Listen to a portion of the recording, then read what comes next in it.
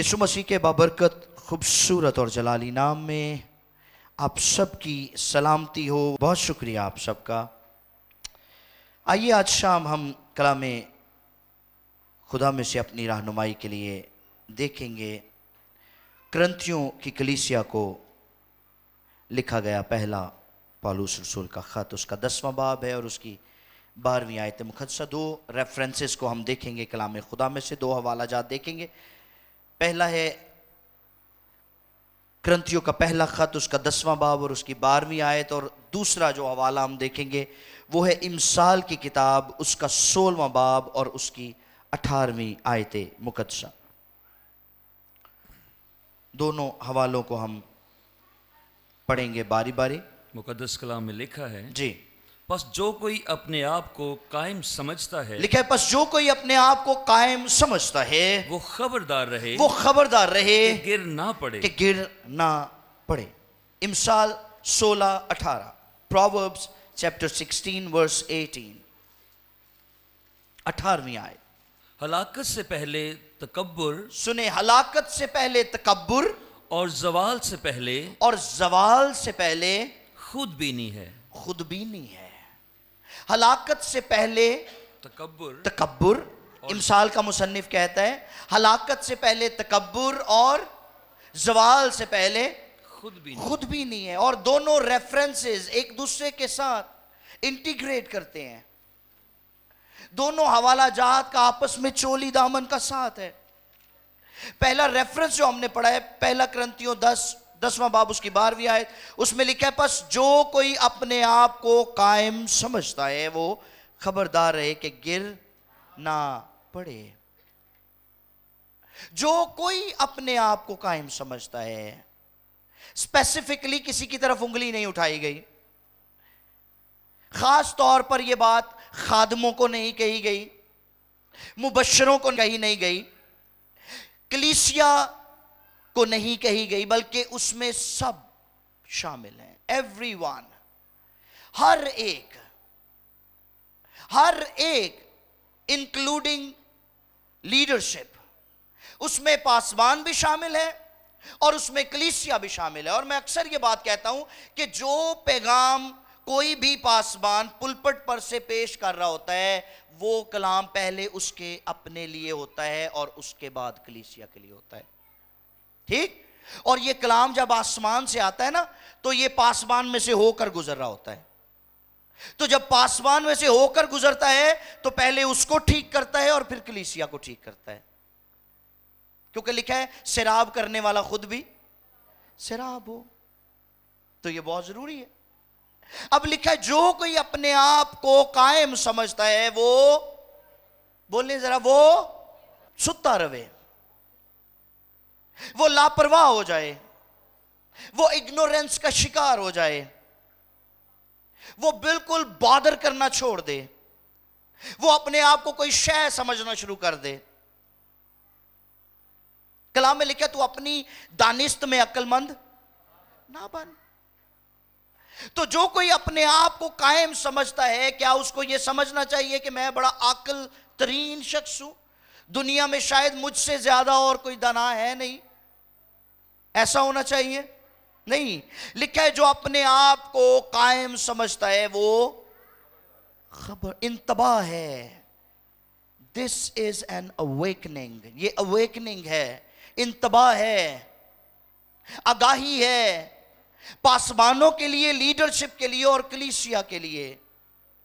क्योंकि हलाकत से पहले तकब्बुर और जवाल से पहले खुदबीनी क्या है? अपने आप को बड़ी शय समझना। इंग्लिश की एक टर्म है, उसे कहते हैं माउचुइज्म। माउचुइज्म से मुराद है कि अपने आप को सबसे सुपीरियर जानना, बड़ी शय समझना कि मुझसे सारे नीचे ही हैं, जो कुछ मैं हूं वो कोई और हो नहीं सकता, शायद सारे मुझे फॉलो कर रहे हैं।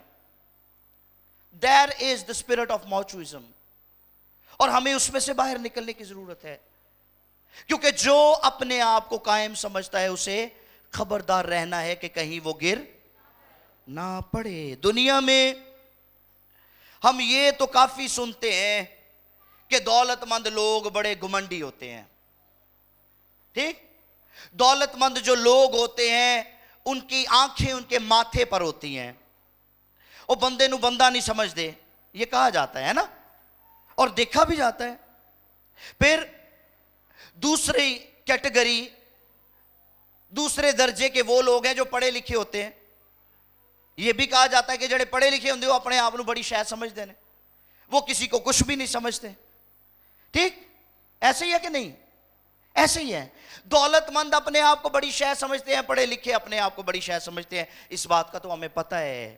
لیکن آج ایک اور کیٹیگری سے آپ کو ملواتا ہوں، ایک اور گروہ بھی ہے جو اپنے آپ کو بڑی شے سمجھتے ہیں، اور پتہ ہے وہ کون ہے؟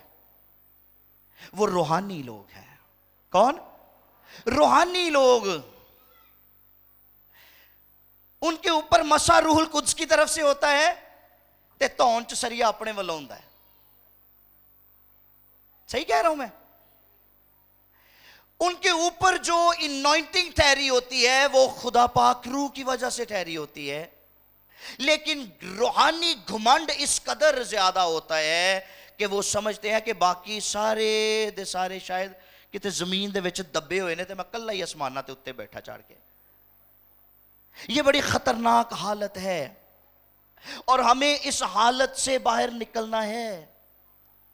پولوس نے جو انتباہ دیا ہے کہ جو کوئی اپنے آپ کو قائم سمجھتا ہے وہ خبردار رہے کہ گر نہ پڑے، اس سے مراد یہ ہے کہ جو شخص قائم سمجھتا ہے اپنے آپ کو، جو شخص اپنے آپ کو روحانی اعتبار سے سمجھتا ہے کہ وہ اگلے لیول پر ایک نئے لیول کی طرف جا رہا ہے، تو جیسے جیسے وہ انوائنٹنگ اس کے اوپر بڑھتی ہے، جیسے جیسے وہ روحانیت میں ترقی کرتا ہے، ویسے ویسے اسے عاجز اور انکسار ہونے کی ضرورت ہے، ویسے ویسے اسے اپنے آپ کو ہمبل کرنے کی ضرورت ہے، کیونکہ ہلاکت سے پہلے تکبر آتا ہے، اور جہاں پر تکبر آتا ہے وہاں پر انسان کی ہلاکت شروع ہو جاتی ہے۔ ٹھیک؟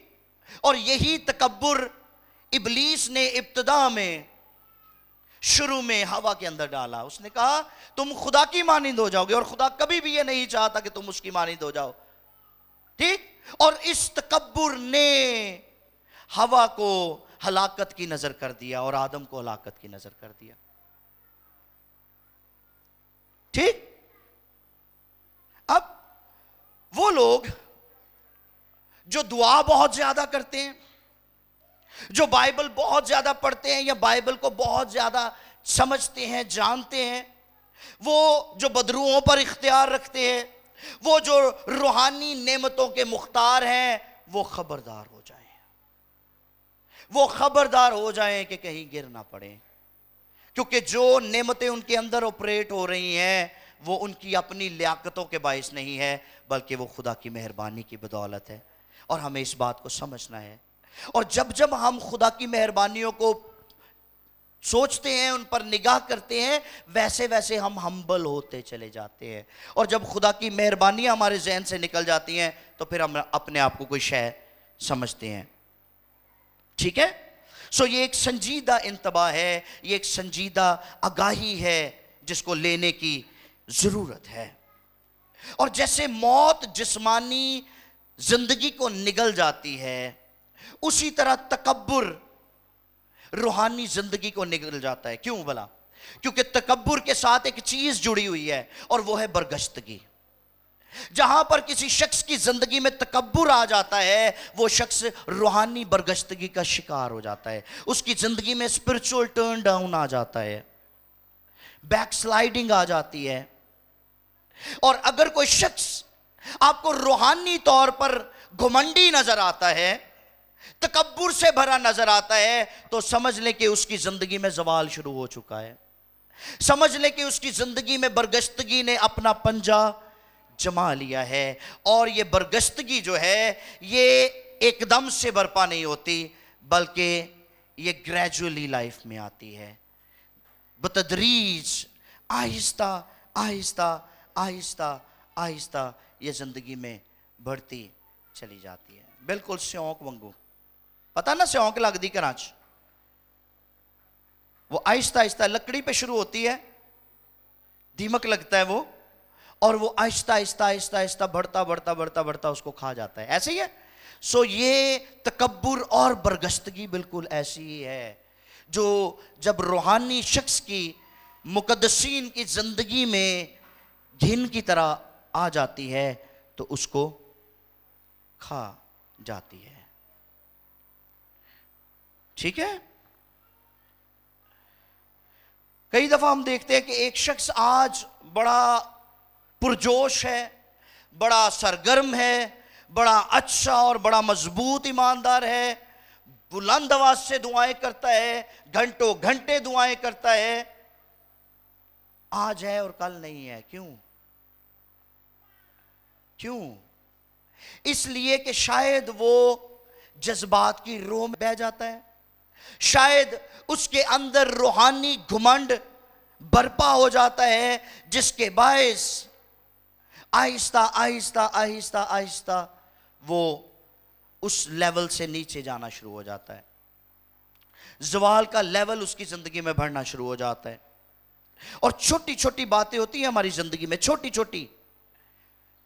کبھی کبھی ہم کہتے ہیں جی بڑا گناہ ہو تو پھر شاید ہم محسوس کرتے ہیں کہ ہم خدا سے دور ہو گئے. نہیں, چھوٹی چھوٹی باتیں, بہت معمولی ایسی باتیں جن کو ہم مائنر کہتے ہیں, کبھی کبھی وہ بھی ہماری زندگی میں تکبر اور برگشتگی کا باعث بن جاتی ہیں. اور ایسا ہوتا ہے. پھر سے سن لیں کہ برگشتگی جو ہے وہ ایک دم سے حملہ آور نہیں ہوتی, بلکہ آہستہ آہستہ بتدریج گریجولی بڑھتی ہے ہماری لائف کے اندر, اور پھر ہماری زندگی زوال پذیر ہو جاتی ہے. ہمیں دعائیں بھول جاتی ہیں, ٹھیک, ہمارا تصور خدا خراب ہو جاتا ہے, ہمارا ایمان خراب ہو جاتا ہے, ہم خدا سے دور چلے جاتے ہیں. وہ خدا جو کسی وقت میں ہمیں بڑا مہربان, بھلا, چنگا, خوبصورت, جلالی, اتم, پوتر لگ رہا ہوتا ہے, جب برگشتگی ہماری زندگی میں آتی ہے تو وہ خدا ہمیں لگتا ہے جیسے اب کچھ بھی نہیں کر سکتا. اس خدا کے ساتھ اب ہمارا کوئی تعلق نہیں رہا. یہ کرتی ہے برگشتگی. اور برگشتگی کی ایک مثال, ایک عبرتناک مثال ہمیں لوط کی کہانی میں سے بھی ملتی ہے. جب بھی آپ اس کو پڑھیں بغور پڑھیے گا اور سمجھ کے پڑھیے گا, آپ کو سمجھ آ جائے گی کہ ایسا کیوں ہوتا ہے. سو آج میں آپ کے سامنے 7 باتیں رکھوں گا جو روحانی برگشتگی کا باعث بنتی ہیں. یہ وہ باتیں ہیں جن سے ہماری زندگی میں روحانی تنزلی برپا ہو جاتی ہے اور ہم غور نہیں کر رہے ہوتے, ہم سوئے رہتے ہیں, ہم بادر نہیں کر رہے ہوتے, اگنور کرتے رہتے ہیں, کہتے ہیں نہیں کوئی گل نہیں, میں ابھی روحانی طور پر ٹھیک ہوں. بہت سارے لوگ ہیں انہوں نے دعا کرنا چھوڑ دی, انہوں نے چرچ جانا چھوڑ دیا, انہوں نے فیلوشپ چھوڑ دی, خدا کے ساتھ بھی فیلوشپ چھوڑ دی اور کلیسیا کے ساتھ بھی فیلوشپ چھوڑ دی. آپ ان سے پوچھ کے دیکھیں, وہ کہیں نہیں میں تو ٹھیک ہوں, میں دعا کرتا ہوں. اب میں کسی کو دکھا کے تھوڑا دعا کروں گا یا کسی کو بتا کے تھوڑا دعا کروں گا, لیکن در حقیقت وہ برگشتگی کی زد میں آ چکے ہوتے ہیں اور اپنے آپ کو جھوٹی تسلیاں دے دے کر زندگی گزار رہے ہوتے ہیں, اور یہ بڑی خطرناک حالت ہے. آئیے ذرا دیکھیں پہلا پوائنٹ کیا ہے. پہلا پوائنٹ ہے لالچ اور خود غرضی. لالچ اور خود غرضی یہ دونوں چیزیں ساتھ ساتھ رہتی ہیں اور یہ ہماری روحانی زندگی میں برگشتگی کا باعث بنتی ہیں. لالچ اور خود غرضی. ذرا دیکھیے بھائی, پیدائش کی کتاب ہے, پیدائش کی کتاب اس کا 13واں باب اور اس کی 10ویں آیت کو پڑھیے میرے لیے. تب لوط نے آنکھ اٹھا کر یردن کی ساری ترائی پر جو سگر کی طرف ہے, سنیں, تب لوط نے آنکھیں اٹھا کر یردن کی ساری ترائی پر جو سگر کی طرف ہے نظر دوڑائی, کیونکہ وہ اس سے بیشتر کہ خدا نے سدوم اور امورہ کو تباہ کیا, خدا کے باغ اور مصر کے ملک کی مانند خوب سیراب تھی. دیکھیں کتنی سیراب تھی. اب یہ شخص ابراہام کے ساتھ نکلا تھا اور ابراہام کے ساتھ ملے رہنے سے اس کو برکت ملتی تھی. اس کی برکتیں جو تھیں وہ ابراہام کے ساتھ کنیکٹ رہنے سے قائم تھیں، اور اگر یہ ابراہام کے ساتھ کنیکٹڈ رہتا تو اس کی برکتیں بڑھتی چلی جاتی. لیکن اس کی زندگی میں ایک وقت ایسا آیا، ایک موڑ ایسا آیا جہاں پر جا کر اس نے جب نگاہ اٹھائی ہے تو اس کو جو چمکنے والی چیزیں تھیں انہوں نے اٹریکٹ کیا ہے، اور جب اٹریکٹ کیا ہے تو پھر اس کا دل ابراہام کے ساتھ نہیں رہا. اور اکثر خدا کو چھوڑنے میں ہماری آنکھیں پہل کرتی ہیں. یاد رکھیے، خدا کو چھوڑنے میں ہماری آنکھیں پہل کرتی ہیں. ہوا کو آ کر سانپ کہنے لگا کہ تو دیکھ، اسی درخت کی بابت تجھے منع کیا ہے خدا نے، اسی پھل کی منع کیا ہے تجھے کچھ بھی نہیں ہوگا. اور کلام میں لکھا ہے اس نے دیکھا اور وہ آنکھوں کو خوشنما لگا اور عقل بخشنے کے لیے خوب تھا. آنکھیں پہل کرتی ہیں خدا کو چھوڑنے میں، لیکن ایک ایسی ہستی ہے جو آنکھوں کے دھوکے میں بھی نہیں آئی. ابلیس نے آ کر یسوع مسیح سے کہا بیابان میں کہ یہ آنکھیں اٹھا کر ذرا ساری شان و شوکت کو دیکھ لے، اور لکھا ہے اس نے یسوع کو وہ ساری شان و شوکت دکھائی ہے، اور دکھانے کے بعد کہتا ہے اگر تو مجھے جھک کر سجدہ کرے تو پھر کیا، میں یہ سب کچھ تجھے دے دوں گا. تو مان لی یسوع مسیح نے. یسوع نے کیا کہا یسوع نے؟ اے شیطان.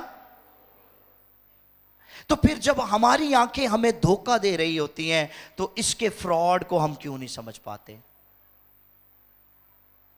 اس کے فراڈ کو کیوں نہیں سمجھ پاتے؟ کیونکہ یہ آنکھیں جو ہیں جب ان چمکیلی چیزوں کو، ان گلٹرنگ ٹنگز کو دیکھتی ہیں جو سونا نہیں ہوتی، تو پھر یہ ہمارے اندر لالچ پیدا کرتی ہیں، اور جب ہمارے اندر لالچ آتا ہے تو ہم خود غرض ہو جاتے ہیں.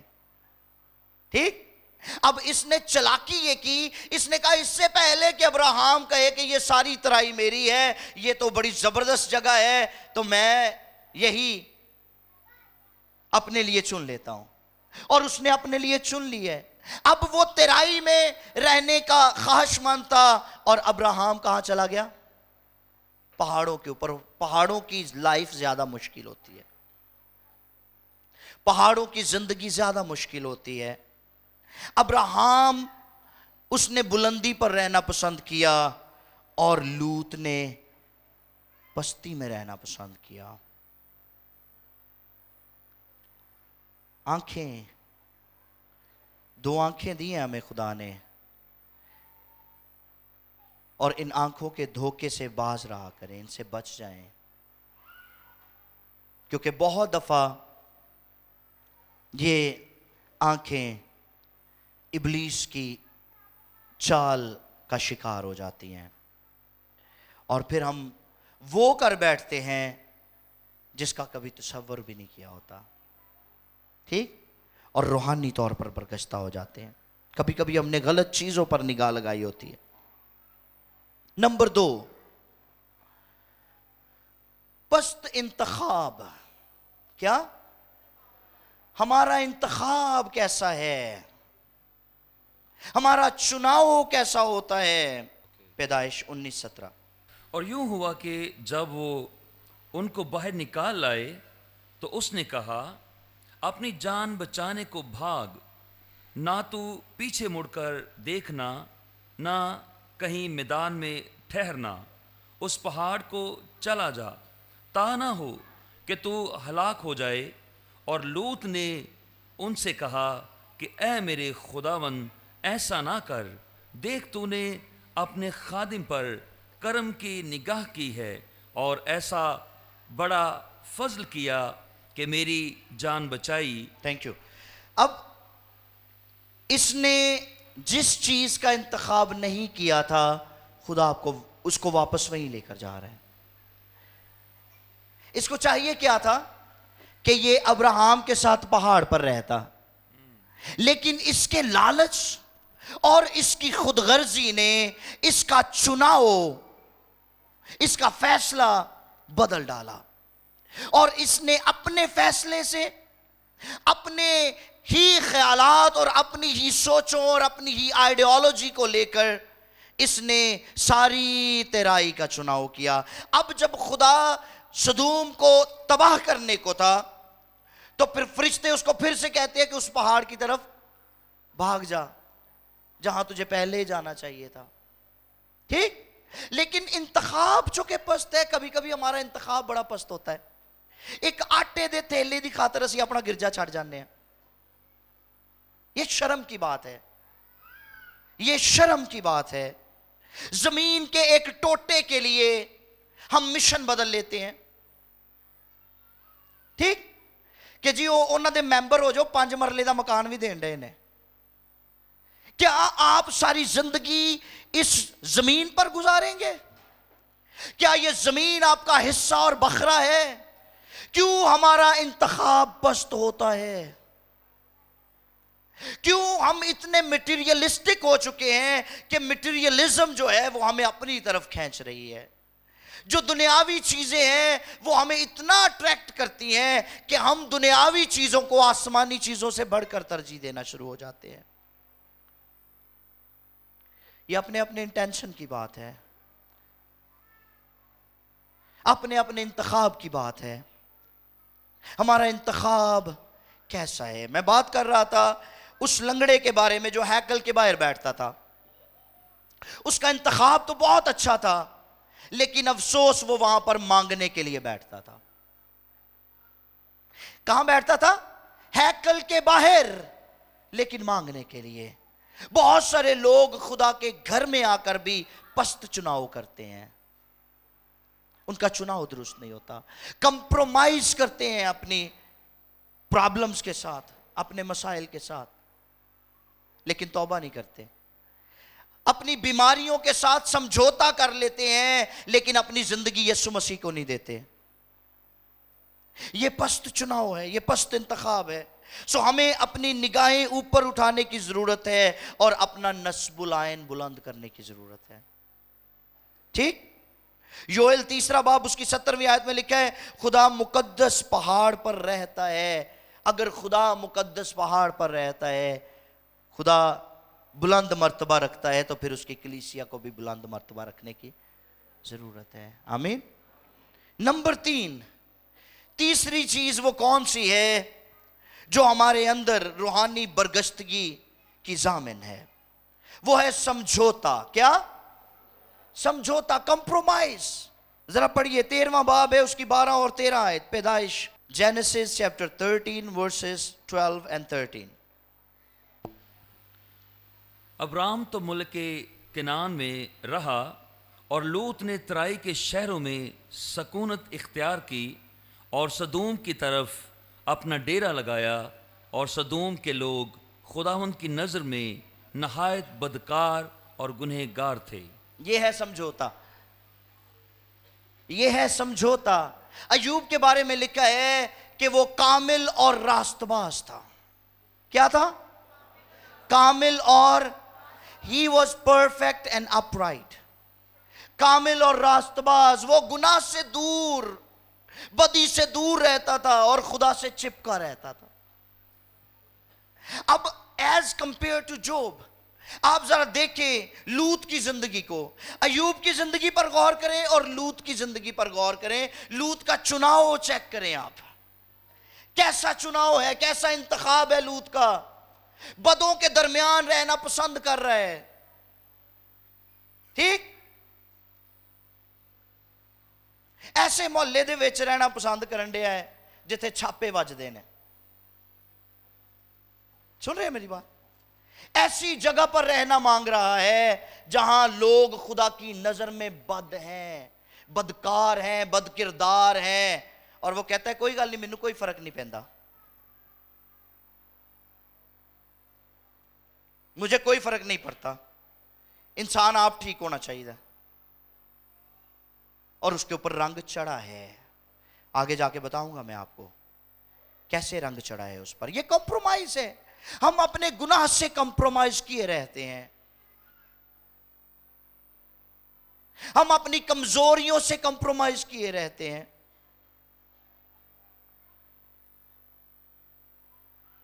امریکہ میں ایک خادم مجھے کہنے لگا کہ کہتا ہے وی Americans are 5 minutes prayer warriors. ہم کہتے ہیں 5 منٹ جو دعا ہوتی ہے اس کے جنگجو ہیں. کون سے جنگجو؟ 5 منٹ دی دعا دے. میں حیران ہو گیا, میں نے کہا یہ کون سا جنگجو ہوتا ہے بھائی؟ یعنی ایسا جنگجو جی دعا 5 منٹਾਂ ਚ ਮੁੱਕ ਜਾਂਦੀ ہے, ایسا جنگجو جڑا میدان ਚ ਉਤਰਦਾ ਤੇ 5 منٹ بعد تھک کے بہ جاتا ہے کہ اب میں مزید لڑ نہیں سکتا. کہتا ہے بس یہاں پہ حالات ہی ایسے ہیں, لوگ ایسے ہی ہیں. مجھے بہت افسوس ہوا اس پر. یہ کمپرومائز ہے. ہم اپنے حالات کے ساتھ کمپرومائز کر لیتے ہیں. ٹھیک, ہم اپنی ثقافت کے ساتھ کمپرومائز, کہ ہمارا معاشرہ, ہماری ثقافت ہی ایسی ہے, ہمارا کلچر ایسا ہے. ٹھیک, ہمارے چرچ کا طریقہ کار ایسا ہے کہ ہم اس سے ایکسیڈ کر نہیں سکتے, ہم اس سے آگے بڑھ نہیں سکتے. کیوں اس طرح کے کمپرومائزز ہماری زندگی میں موجود ہیں؟ اگر موسیٰ فرعون کے ساتھ کمپرومائز کر لیتا تو بنی اسرائیل کبھی ملک مصر سے باہر نہ نکل پاتے. یہ بات ذہن میں رکھیے. موسیٰ نے کمپرومائز نہیں کیا, اس لیے وہ مصر میں سے بنی اسرائیل کو نکال لایا. اگر آج آپ کمپرومائز نہیں کریں گے گناہ کے ساتھ تو میں آپ کو یقین دلاتا ہوں آپ فتح مند مسیحی زندگی گزار سکتے ہیں. آمین. اب لوط نے سمجھوتا کر کے گناہ کے قریب بسنا پسند کیا ہے, جبکہ ابراہیم پہاڑ پر خدا کی قربت میں ترقی کرتا اور خوشحال ہوتا جا رہا تھا. یہ تیسرا پوائنٹ ہے روحانی برگشتگی کا. پہلا پوائنٹ کیا تھا؟ لالچ اور خود غرضی. نمبر 2 پست انتخاب. نمبر 3 سمجھوتا. اور اب نمبر 4 ہے دشمن گرفتار کر لیتا ہے. دشمن گرفتار کر لیتا ہے. اب دشمن کیسے گرفتار کر لیتا ہے؟ میں آپ کو پہلے بتا چکا ہوں کہ اگر آپ ایسی سوسائٹی میں, ایسے معاشرے میں, ایسے لوگوں کے درمیان رہیں گے جہاں پر حالات اچھے نہیں, لوگ بد کردار ہیں, تو آہستہ آہستہ ان کا رنگ آپ پر چڑھنا شروع ہو جائے گا. سو دشمن گرفتار کرتا ہے. حالی کا ایک شعر ہے, کہتا ہے اگر آگ کے پاس بیٹھو گے جا کر تو اٹھو گے ایک روز کپڑے جلا کر. آگ کو بہ کے تسی بچ نہیں سکتے کہ بچ سکتے ہیں؟ اسی طرح گناہ کے قریب رہ کر آپ بچ نہیں سکتے, وہ آپ کو اپنی لپیٹ میں لے گا. اس لیے گناہ سے دور رہنا بہت ضروری ہے. میں نے ایوب کی مثال اسی لیے دی تھی کہ ایوب کیا کرتا تھا, وہ خدا سے ڈرتا اور بدی سے کے قریب رہتا تھا کہ میں خدا سے پیار کرتا ہوں, میں بدی کے پاس بیٹھا رہوں گا, میرا کچھ نہیں بگاڑے گی. نہیں, آپ گناہ کے پاس رہیں گے, گناہ آپ کو متاثر کرے گا. پلیز سن لیں اس بات کو. اس لیے آپ اپنے آپ کو جھوٹی تسلیاں دینا بند کر دیں. ٹھیک, کہ کدی کدی ایک غزل سن لی دی ہے, کدی کدی ایک گانا فلمی سن لی دا ہے, اس سے کچھ بھی نہیں ہوتا. روحانی زندگی کو کوئی فرق نہیں پڑے گا. ٹھیک, کدی شادی فیملی دے وچ آ جاندی ہے تو چلو کو 2 پیر اسی بھی بخا لی دینے, اس سے آپ کی گواہی متاثر ہوتی ہے. اور یہی وہ وقت ہے جب آپ اپنی گواہی سے دوسروں کو جیت سکتے ہیں. ٹھیک, آپ کیوں کر کہہ سکتے ہیں کہ یہ چھوٹی چھوٹی باتیں آپ کو متاثر نہیں کر سکتی؟ یہ کرتی ہیں, یہ کرتی ہیں. آپ ان سے بچ نہیں سکتے. ایمان لانے والے شخص کو شراب خانہ چھوڑ دینا چاہیے کہ نہیں چھوڑنا چاہیے؟ چھوڑنا چاہیے. سو اگر ہم چاہتے ہیں کہ گناہ ہماری زندگیوں کو متاثر نہ کرے تو پھر ہمیں آزمائش کے مقام سے ہٹ جانا چاہیے. آمین. نمبر 5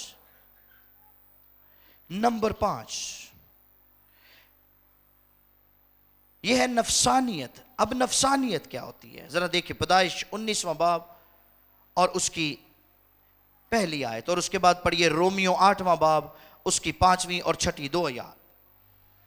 اور وہ دونوں فرشتے شام کو سدوم میں آئے اور لوط سدوم کے پھاٹک پر بیٹھا تھا. لوط سدوم کے پھاٹک پر بیٹھا تھا. اور لوط ان کو دیکھ کر ہاں جی، ان کے استقبال کے لیے اٹھا اور جی، زمین تک جھکا. زمین تک جھکا. اب ذرا پڑھیے رومیو 8 5 6. لوط کہاں پر بیٹھا ہوا تھا؟ سدوم کے شہر سے باہر پھاٹک پر بیٹھا ہوا ہے اور فرشتوں کو دیکھ کر کھڑا ہو گیا ہے. کئیاں نے جناب سگڑ لایا ہوں تو جین جی پادری صاحب نے ویکڑ گیا جی پیچھے کر لیں گے یا پیچھے انج کر کے سٹ دیں گے. اتنا احترام پادری صاحب دا تے رب دا کوئی بھی نہیں. پادری صاحب سے تو بہت ڈرتے ہیں لیکن خدا سے نہیں ڈرتے. کس طرح کی زندگی گزار رہے ہیں ہم، کس طرح کے دو دلے سے لوگ ہیں ہم، دو رخی زندگی گزار رہے ہیں ہم، اور اپنے آپ کو دھوکے میں اندھیرے میں رکھا ہوا ہے ہم لوگوں نے. جی بھائی پڑھیے. کیونکہ جو جسمانی ہیں جو جسمانی ہے وہ جسمانی باتوں کے خیال میں رہتے وہ ہیں، جسمانی باتوں کے خیال میں رہتے ہیں، لیکن جو روحانی ہیں لیکن جو روحانی ہے وہ روحانی باتوں کے خیال وہ میں رہتے ہیں. روحانی باتوں کے خیال میں کی کم میں خدا دے بندے دا بار بابے آنا بہ کے تاش کھیلن ڈیا ہے.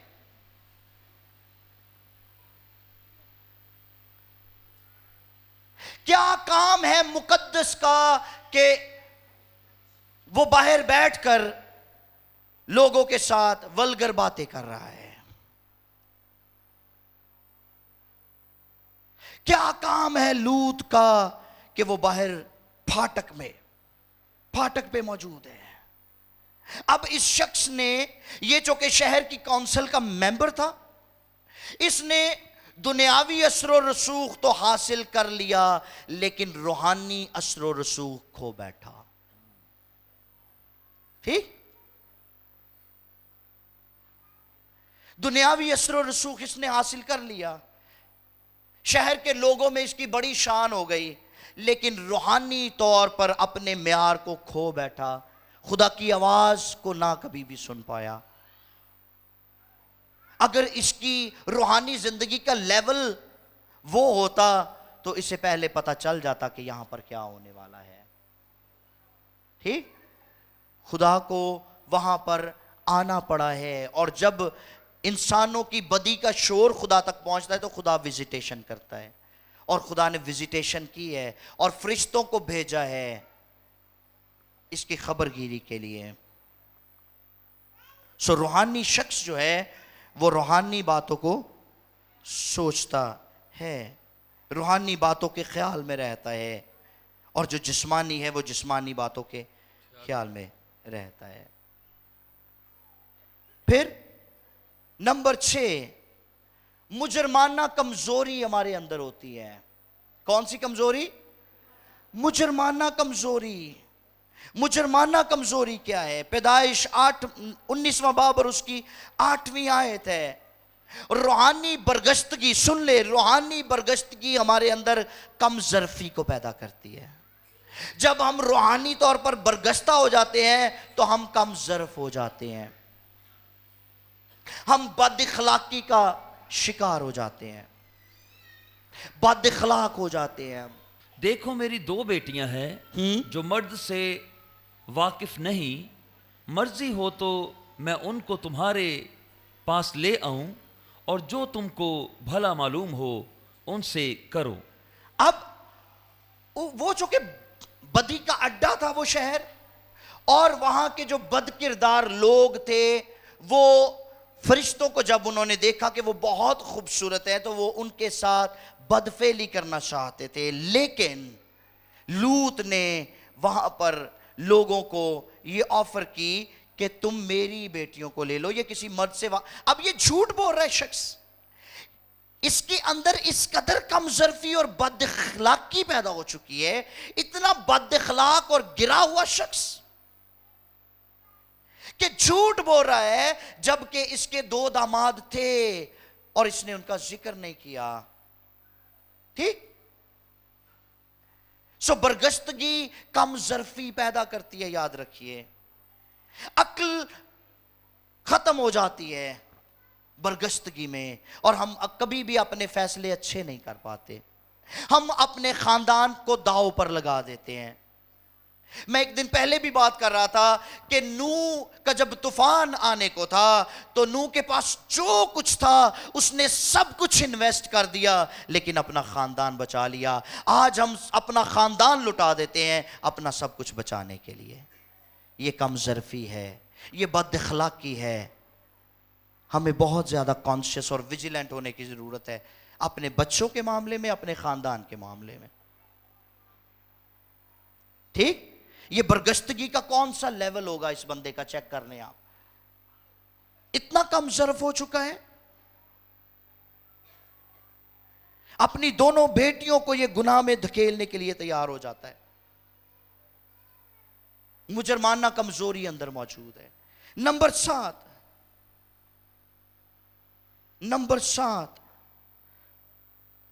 بدمستی. اب بدمستی اور بد پرہیزی کیا چیز ہے؟ بہت سارے ایماندار ایسے ہیں جو اپنے آپ کو مسیحی ایماندار کہتے ہیں. وہ کہتے ہیں کہ جی تھوڑی جی شراب پی لینی چاہیے، خاص طور پر ویسٹرن ورلڈ میں نے دیکھا ہے، یورپ میں اور امریکہ کینیڈا میں نے دیکھا ہے لوگوں کو. وہ کہتے ہیں جی اونی کے پیو کہ تانوں چڑھے نا. ٹھیک؟ پی لینی چاہیے، کدی کدی کوئی مسئلہ نہیں ہے. جب کوئی پارٹی ہو، کرسمس ہو، کوئی اچھا ایونٹ ہو تو ہمیں تھوڑی بہت پینی چاہیے، لیکن انی نہیں پینی چاہیے کہ کندھا چ وجدے پھریے، لیکن پینی چاہیے. تو ایسے لوگ ذرا سن لیں.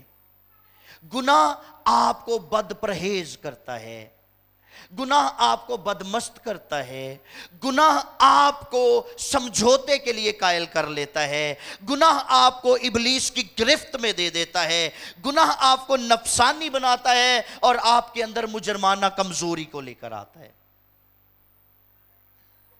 ٹھیک؟ یہ میں صرف ریفرنس دوں گا، آپ اس کو گھر جا کے پڑھیے گا اس حوالے کو. 19واں باب اس کی 33ویں آیت سے 38ویں آیت تک جو کچھ ہوا ہے اس حوالے میں، اس کا ذمہ دار کون ہے؟ لوط. جب آپ اپنے بچوں کے سامنے ولگر باتیں کریں گے، جب آپ اپنے بچوں کے سامنے گندی گندی گالیاں دیں گے تو کل کو آپ کے بچے بھی دوسروں کو آپ کے سامنے گندی گندی گالیاں دیں گے اور آپ ان کو منع نہیں کر سکتے کیونکہ آپ نے یہ باتیں آلریڈی ان کے ساتھ کی ہوئی ہیں، ہے نا؟ بچے نہ بہ کے تسی ولگر فلماں ویکھو گے تو بچے بھی ویکھن گے. سن رہے ہیں میری بات؟ اگر آپ ولگیرٹی کا شکار ہیں تو آپ کی اولاد بھی ولگیرٹی کا شکار ہوگی. یہ بات کنفرم ہے. سن لے اس بات کو. چونکہ اس بندے نے کمپرومائز کیا تھا، اس نے ان بدکردار لوگوں کو اپنی بیٹیاں دینے کے لیے یہ تیار ہو گیا. اب ان کے سامنے اس نے یہ سب کچھ کیا ہے تو پھر انہوں نے بھی وہ کیا جو ان کو نہیں کرنا چاہیے تھا. ذمہ دار کون؟ ماں پیو. جدو ماں پیو نے خبر ہی نہیں لینی کہ بچہ پڑھ کی رہا ہے، وہ کتاب دے وچ فون رکھیا ہوندا ہے اور ماں باپ کی آنکھوں میں وہ دھول جھونک رہے ہوتے ہیں اور ماں باپ بھی اندھا اعتماد کر رہے ہوتے ہیں کہ جی بہت میرا بچہ پڑھاکو ہے، خدا دا شکر اج تے آپ ہی کتاب لے کے بیٹھا ہے تے او وچ ٹک ٹاک ویکھ رہا ہوندا ہے. شرم کی بات ہے یہ. ہم چیک اینڈ بیلنس نہیں رکھتے، ہم اپنے بچوں کا خیال نہیں رکھتے. کتنا آنڈے نے کتنا جانڈے نے، کب آتے ہیں کب جاتے ہیں، ہم بادر نہیں کرتے. ٹھیک؟ ਬਾਹਰ ਕੋ ਬੂਹੇ ਤੇ ਆ ਜਾਏ ਤੇ ਬੱਚੇ ਨੂੰ ਕਹਿ ਕੇ ਭੇਜਣਗੇ ਜਾ ਕਹਿ ਘਰ ਨਹੀਂ ਹੈ, ਉਹ ਵੀ ਬੱਚਾ ਐਡਾ ਮਾਸੂਮ ਹੁੰਦਾ ਹੈ, ਜਾ ਕਹਿੰਦਾ ਅੱਬਾ ਕਹਿੰਦਾ ਘਰ नहीं है। ठीक, आप जैसा सिखाएंगे आपकी औलाद वैसी होती जाएगी। हमें सीखना है ये बरगश्तगी कैसे आती है, ये बरगश्तगी कैसे कदम जमाती है हमारी जिंदगियों के अंदर। We need to learn this, इस बात को समझना है, इस बात को सीखना है हमें, और उन बातों से बाज आना है जो हमारी जिंदगियों में किसी ना किसी तरह से रूहानी तनज़्ज़ुली को लेकर आती हैं। सो रूहानी बरगश्तगी जो है वो इंसान को हवास बाख्ता कर देती है। क्या करती है? और इसके वसीला से हम दूसरों के लिए ठोकर का बाइस बनते हैं। और जो किसी के लिए ठोकर का बाइस बनता है, यीशु मसीह ने उसके बारे में क्या कहा? यीशु ने कहा ऐसे शख्स के साथ क्या सलूक किया जाए? उसके गले में चक्की का पार्ट डालकर उसको समुद्र की तह में फेंक दो, ना चक्की का पार्ट खुले और ना कभी ऊपर आए। इतनी बड़ी सजा है उस शख्स के लिए जो दूसरों के लिए ठोकर का बाइस बनता है। तो हमें खबरदार होना है, हमें सीखना है इन बातों को। इसीलिए पौलुस कहते हैं कि रास्तबाज होने के लिए होश में आओ। रास्तबाज होने के लिए हमें आंखें खोलनी होंगी, रास्तबाज होने के लिए हमें नींद से जागना पड़ेगा, रास्तबाज होने के लिए हमें इस आगाही को लेना है, रास्तबाज होने के लिए हमें इस बात को समझना और जानना है कि हमें गुनाह के साथ समझौता नहीं करना।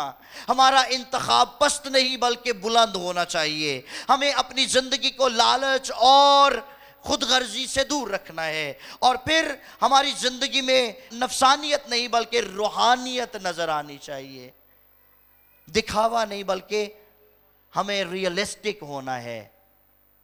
दिखावे के मसीही नहीं बनना, हकीकी मसीही बनना है, और अपने अंदर कभी भी मुजरमाना कमजोरी को नहीं बल्कि खुदा के पाक रूह की कुव्वत और कुदरत को लेकर जोरावर होते चले जाना है। आमीन। ताकि हम मसीह में कामयाब जिंदगी गुजार सकें।